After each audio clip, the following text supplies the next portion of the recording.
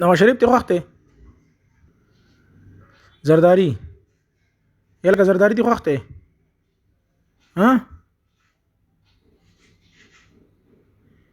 بلاول بوټو زرداری ته خوښ دی؟ او عمران خان دی خوښ دی؟ یلکه ملت اسلامي کاظم لیډر نه دی خوښ؟ اوهو. او قائد جمعیت مولانا فضل الرحمن نو څوک ته خوښ دی؟ الطاف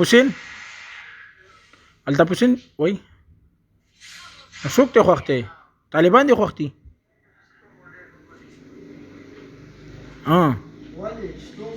څوک ته خوښ دی کنه؟